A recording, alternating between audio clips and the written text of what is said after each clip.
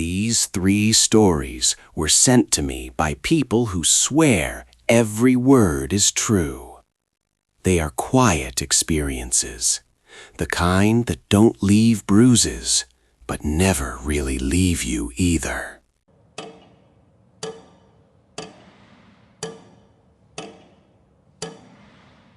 Back in 1998, the stretch of Route 44 outside Providence was called the Red Hollow Run by locals. 23 people had vanished along it since '79. The killer was nicknamed the Listener.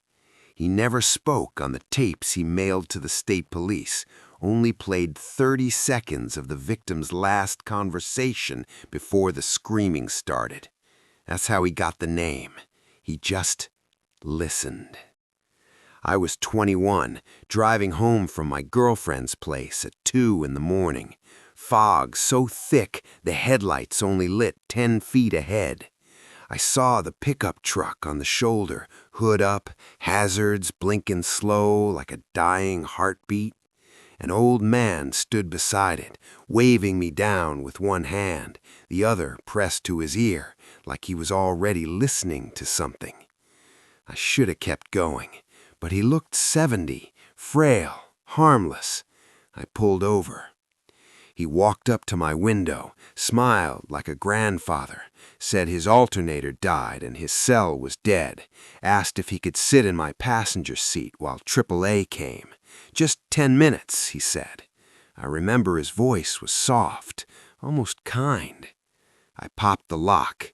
He climbed in, shut the door, and the cab got quieter, like the fog swallowed every sound outside. He didn't speak at first, just stared straight ahead and smiled. Then he said, real low, "You have a nice voice, very calm. I like that." My skin went cold. I laughed it off, said thanks, asked his name. He ignored the question. Instead, he reached into his coat pocket and pulled out a little silver recorder, the kind with the red button. He held it between us like he was offering me a cigarette. "Mind if I record?" he asked. "For my grandchildren, they love hearing stories from the road." I told him no, politely.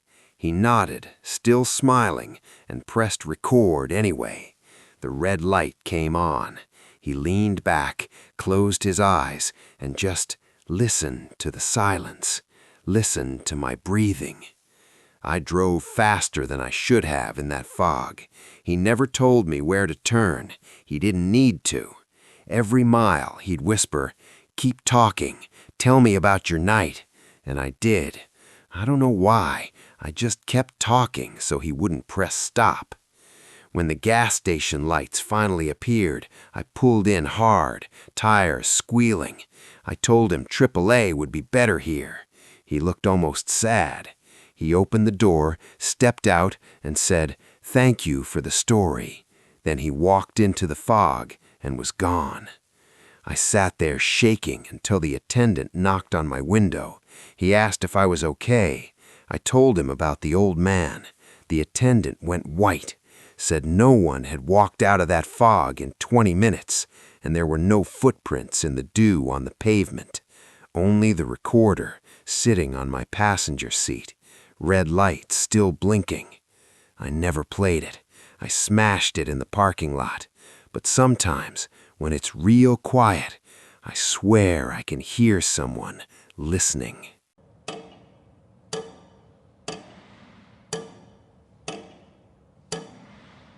I worked nights at a 24-hour pharmacy in a small Ohio town.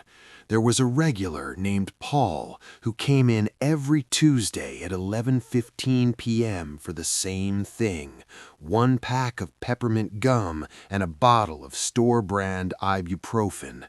Always paid cash, always smiled with his mouth but not his eyes, always said, "Rough week at the plant." Everyone liked Paul. He remembered the cashier's names, asked about our kids, left $5 tips in the jar. One night, he came in and the smile was gone. He looked hollow. He slid the gum and pills across the counter and said very quietly, "I'm not going to be coming in anymore." I asked why. He leaned close and said, "Because they're getting closer to figuring out it was me." I laughed, thought he was joking. He didn't laugh back. He just stared at me for 5 full seconds, then said, "You have pretty hands. Be careful who you let hold them." That was the last time I saw him. 3 days later, the police released sketches of a suspect in a string of murders, women strangled in their apartments, always on Tuesday nights, always with peppermint gum left on the nightstand. The sketch looked exactly like Paul, same jaw, same dead eyes. They raided his house, found the gum wrappers, found the rope, found Polaroids of 8 women, but they didn't find Paul. He vanished the night he told me goodbye. The detective told me Paul had been doing this for 12 years, always the same pattern, always polite, always invisible. Sometimes, late at night when I close the store alone, I still find a fresh pack of peppermint gum on the counter. No money taken. Security cameras show no one came in, just the gum, and a note in handwriting I recognize. Rough week at the plant.